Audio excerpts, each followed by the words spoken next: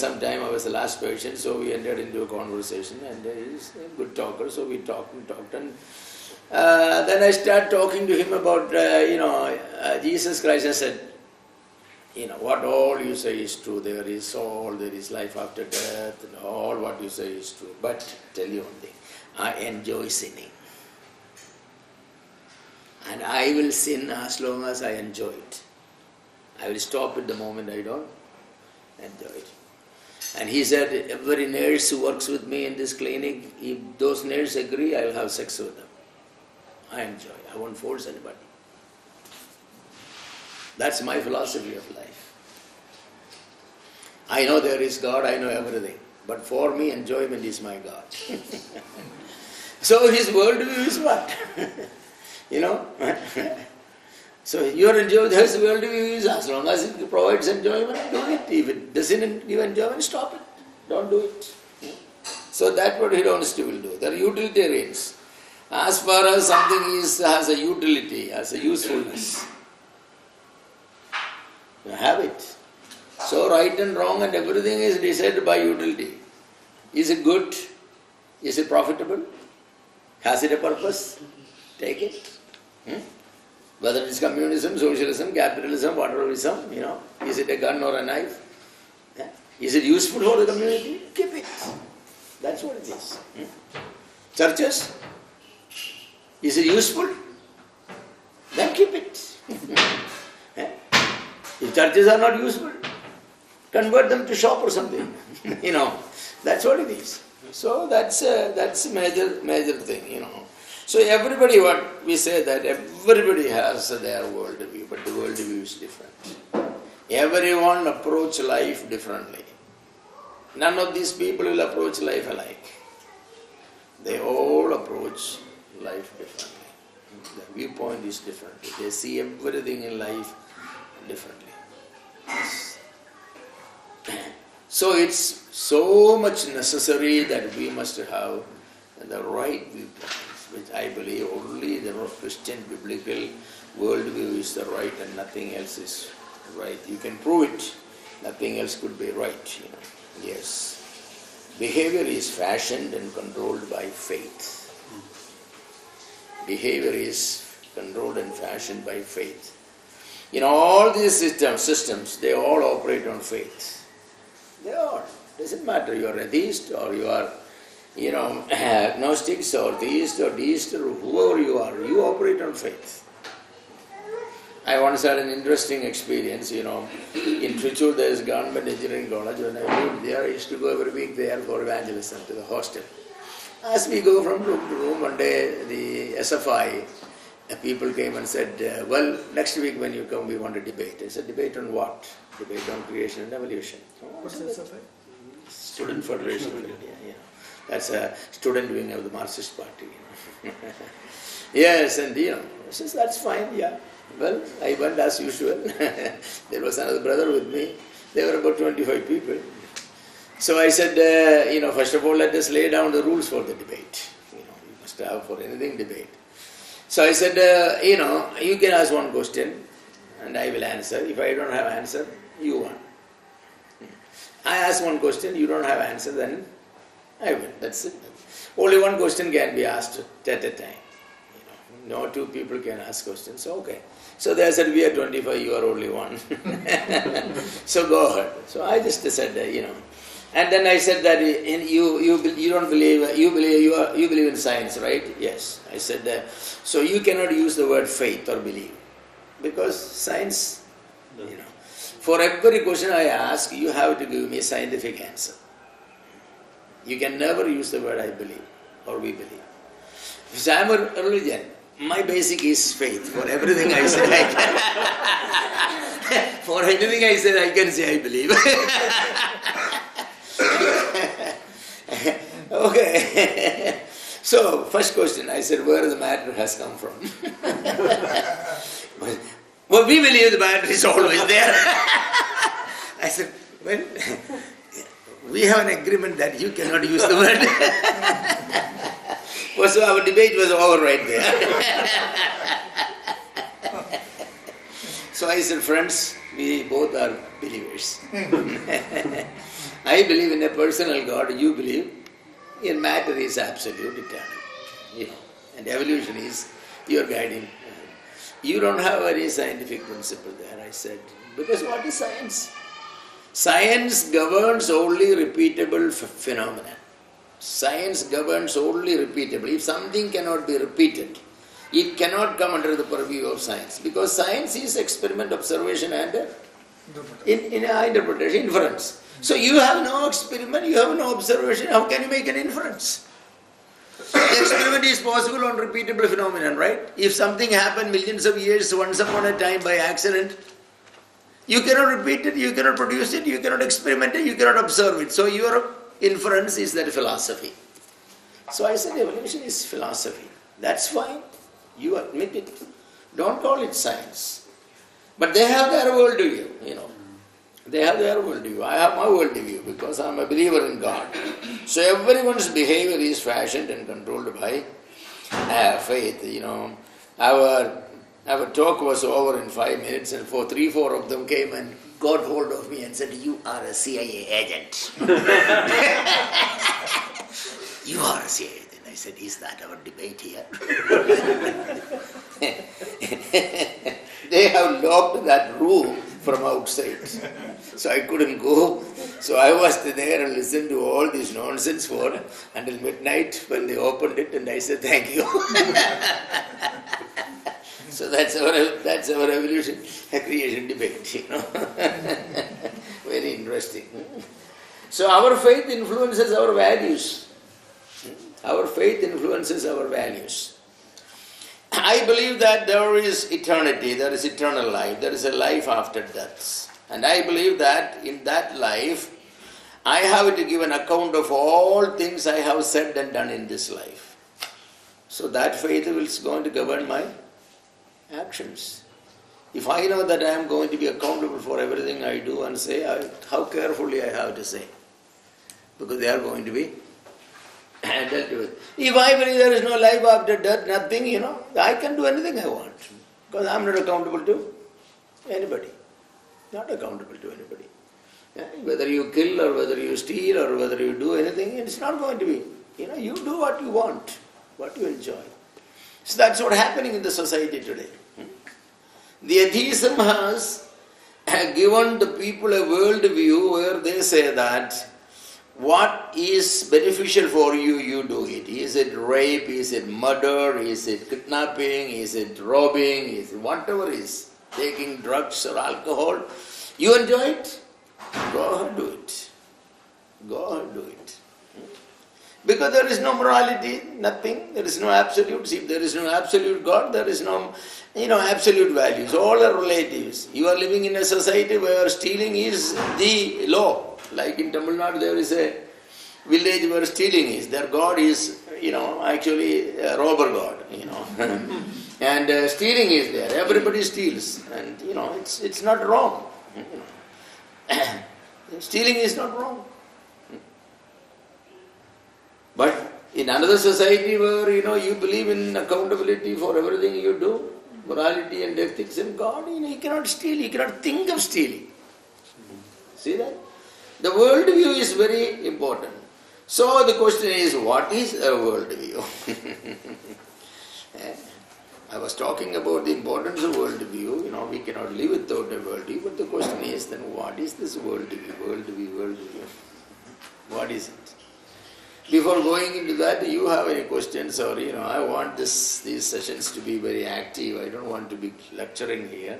This is something very practical. You can ask questions, fire questions at me. Not that I have answers, but, I like to hear what you think about. Maybe your questions will reveal to me part of your worldview also. That will be interesting. And my answers will reveal my worldview. That may be interesting to you. It's, yeah. Is worldview and culture same? No, worldview and culture is not. Culture is your worldview worked at, it's working out. That's what culture is. Culture is the accumulated way of living by a group of people. That's what culture is. For example, there are societies where, you kidnap the girl you wanted to marry. Yeah. It's in the old Hinduism, it is called the Paishajic way of marriage, You go, you kidnap a girl and take her away, like that. So in that community, that's how everybody will be. They will be going somewhere and they will kidnap a girl and they will bring, and that's the wife, You have to prove that you can kidnap a girl successfully. Yeah? So that's your worldview also. But that worldview is in operation. That worldview is in operation. Yeah. So then it becomes a culture. So culture is the accumulated lifestyle of a group of people, and usually that lifestyle is produced by certain worldview. So there is a biblical culture? Oh, there is a biblical culture. Biblical worldview. Oh, yes. There is a biblical culture. The problem is we don't have that biblical culture because in India what we have is, the Hindu culture and the biblical faith. Culturally we are Hindus, but faith-wise we are Christians. That's an antagonism in itself. It cannot never work out. That's all our problems. That's all our problems. But the Muslim has their culture that way, the Jew has. For example, a Jewish child was born, on the 8th day the child has to be circumcised. The child then has to be presented in the temple. The mother has to offer sacrifice for a purification.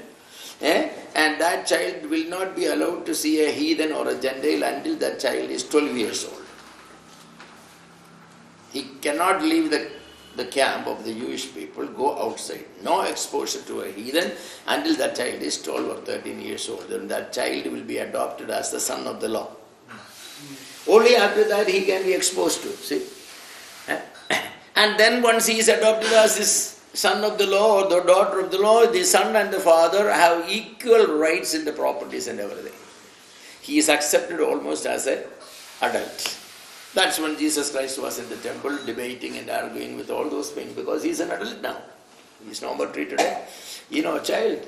He is an adult. From there on, everything they do, it's part. But in India, see, a child is born. What's the difference between a Hindu child or a Muslim child or a Christian child is born? See that? The Hindu will take the child and they have certain ceremonies and take to the temple, choruna, giving the rice and this and that, so many things there are, but the Christian has nothing. But of course the ecclesiastical churches all have child baptism. On the 8th day supposed to christen the child. They have a very valid argument for that one. It's not biblical. But their argument is that everybody born is a heathen in India. Only with this ceremony he becomes part of the Christendom. Yes. So they say that, But the problem is that, that is not the commandment of the Lord, Believe and be baptized. So, I say that if you do that one, I'm not encouraging to do or discouraging. If you do that one, when the child is born again, then you have to baptize that child. That's what some people do. Jay Darby taught that. And some of the exclusive brothers taught that. Unless your child is baptized at the birth, then child is a pagan. And then when he is born again, they will baptize again. That's a Christian baptism. The other, the Christendom baptism. He is bringing to the Christendom. Then only you can write what is a religion. Christian. Otherwise you cannot write, say that. How can you write?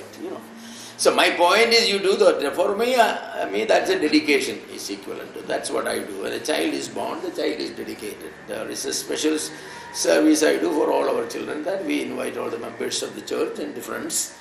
And we have an evening of dedication of that child.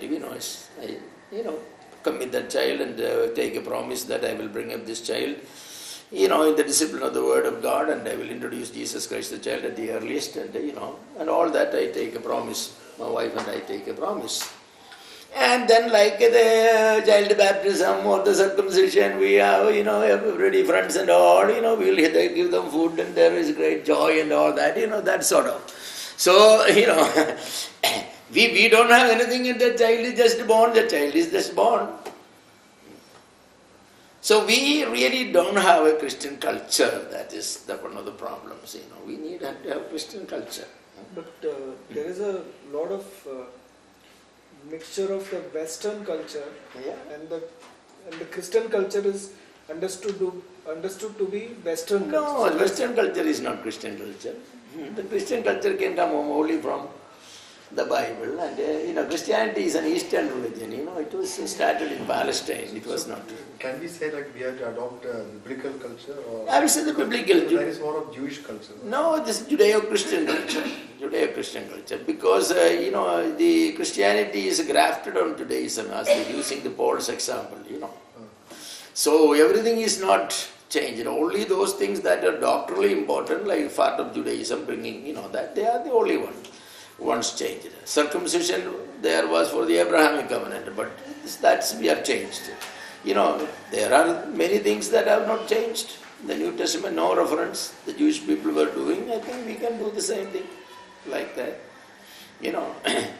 One of them was dedicating the child in the temple. They had it. Jesus was taken for dedication. The children were taken for dedication. We should bring the child and dedicate it to the child. That's an important thing.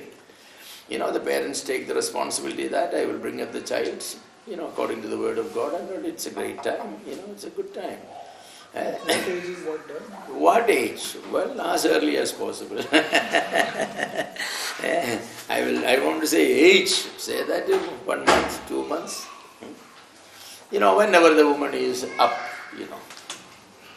up and able to, usually in our culture about, 4 weeks or 6 weeks after delivery, women take rest and all that, then they will start going to the church, and also that's the time, You don't have to go to the church, you can invite people at your home, and all your relations and all your friends, you can invite them at home and have a dedication service, They invite you for their Mamudisa, whatever you call, So, the same way you invite them all invite all your relations, say that, please come for the dedication of the child.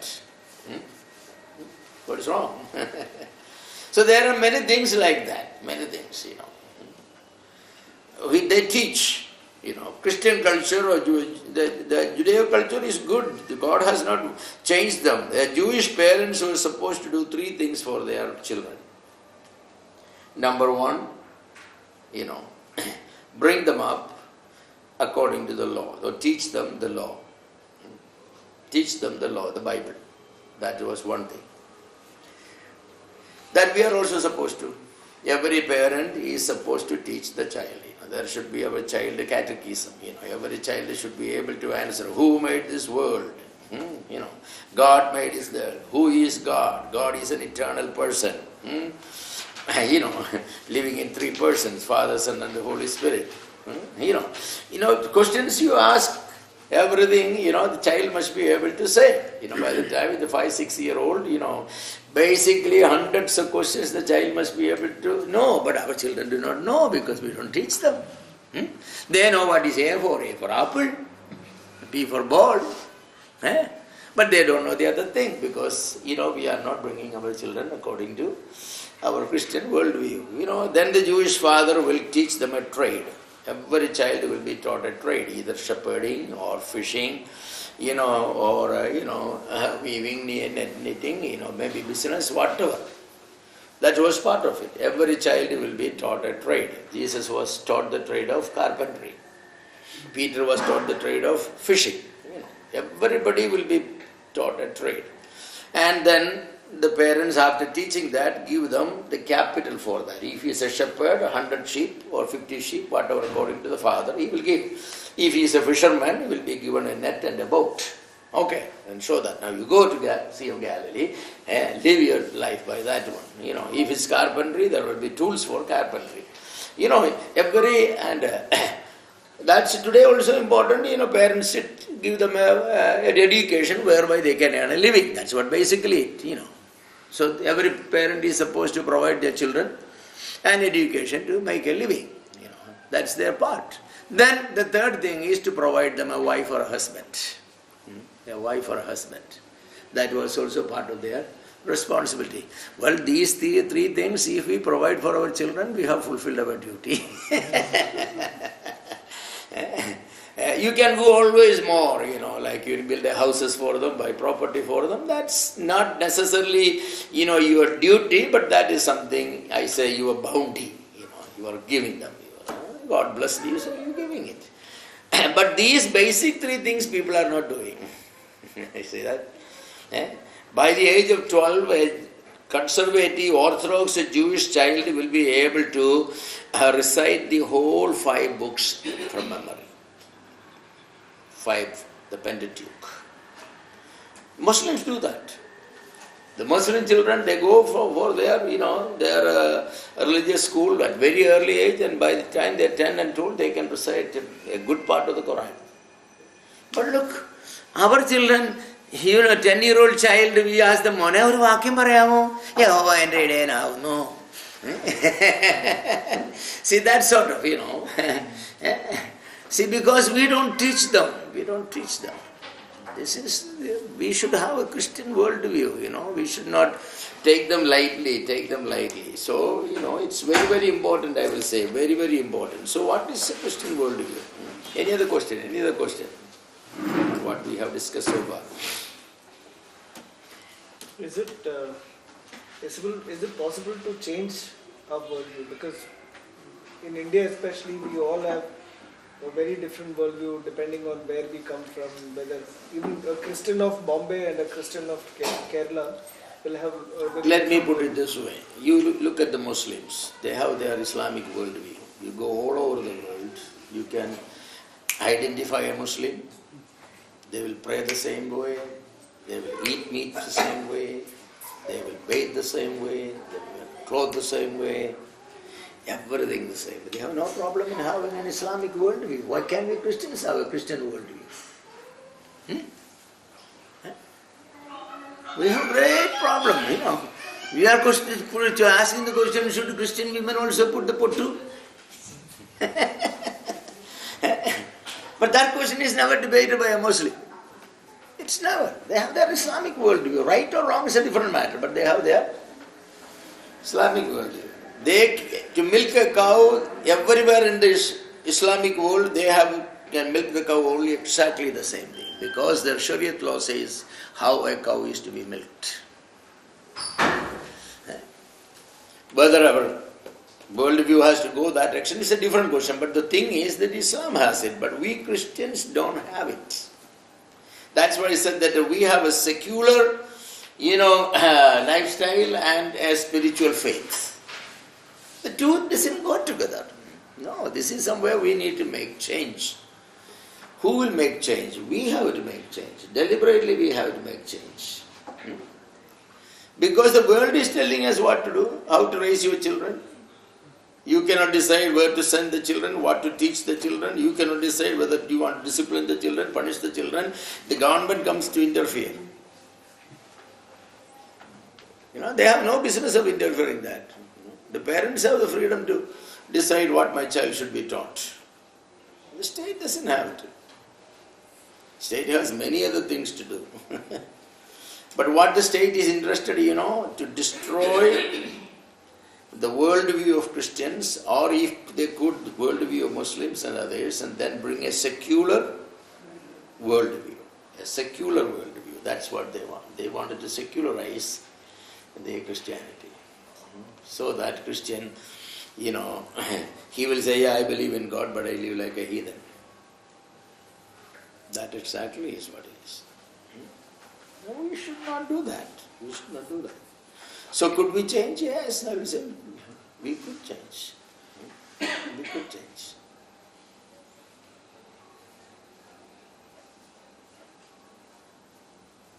Christianity is a minority. That does not mean that we cannot do. We don't necessarily try to change others, but we have our Christian worldview. This is the way. The Muslim, at the time is come, you are traveling in the train, they say that, sir, little bit place. Then he will put a small. He is doing his exact time. What Christian will do? Because we have not been taught by our parents and the church members, we have to have a Christian lifestyle. Daniel prayed 3 times, no matter where he was. He left the door open towards Jerusalem. That's how a Jew will pray. Nobody can change those things. But he was chief secretary of the Babylonian Empire. An ordinary job. So busy. But his religious viewpoints were never, changed. Mordecai won't bow down before Haman. The king has commanded everybody should bow down. Mordecai said, no, I'm a Jew. I'm a Jew. You can cut my head off, but I will not. I have my worldview. I will bow down only before my God, and no other person. And how much trouble was brought upon the whole people of, the Jewish people all over the world, because a day was set when all the Jewish people could be killed and robbed. But Mordecai, no. Compromise is not there. I have my worldview. That's my Jewish worldview. I'll go by the Bible. Now we need to stand on our worldview. The thing is, we don't have a worldview. That's a problem. We don't know what to do. We don't know what to do. Yes. So we need to. Is this worldview a personal thing or something which is related to a group? Say that about Muslim worldview. Okay, good. That's a good question. Say a group can have a worldview only when the individuals have the worldview, right? So otherwise, the group can cannot define that group. Well, if you see, we all have the same worldview, means he has the same worldview, you have the same worldview, if he has different worldview, you have different worldview, but this group will not have. So anywhere, if a group will have a common worldview, that is because every member of that group has the same worldview. So the question whether it is something personal or group, if the group has it, then the persons has it. If the persons have different one, then the group doesn't have. That's true. So a worldview, everybody has to have the worldview, but I'm saying what is the Christian worldview? Everybody has the Christian worldview. Every born again Christian must have a Christian worldview. That means they will create divisions among the people, right? What division? For example, Muslims have got their own worldview. Well, Hindus have got their own that's worldview. true. Anyway, you don't go into the mosque, you are going to the church on Sunday, right? So you are dividing. You are not reading the Quran for your daily devotion, you are reading the Bible, right? No, but So that means that we have division. Muslim is a Muslim, Christian is a Christian, Hindu is a Hindu. We cannot make everybody the same. Then as a Christian, I cannot share Christ to the Muslim. Why can't you share Christ to the Muslim? This is a question where you say that, he understands that, so you wanted to change me, my worldview and everything, you want me to accept your worldview. Yeah, right, exactly like Paul said that, except for these chains. He said that to King Agrippa, except for these chains, I wish that you will be like me. That's what he said that. It doesn't matter who it is. That's what Paul was trying to do. The chain was not necessarily part of the Christian worldview. That was what the world was giving the Christians. So except for these chains and bonds, said that I want everybody to be like me. Yes. That's what we want. That's what Jesus said, go and make disciples. All the disciples will have the same Christian worldview. Yes. And Christian worldview is, not something strange where everybody is given a shirt that you have to put on, certain particular color. No, these are values. You have to be truthful, you have to be honest, you have to be, so. Well, this is all part of the worldview. How you see your politics, how you see your economics, how you see your biology, how you see, all those things. Your worldview. All Christians must see biology the same way. Biology deals with the question of origin of life. All Christians must ask the question, what is the origin of life? God created life. So if somebody says that, no, that's not mine. Evolution created life. Say, you don't have a Christian worldview. You don't have a Christian worldview. See? That's what it is we are talking about, Whatever branches you're talking about. Law is dealing with what is law, what is the source of authority. The absolute authority rests in God. God is the absolute lawmaker from whom all humanity receives law and rules and regulation. That's the Christian point of view.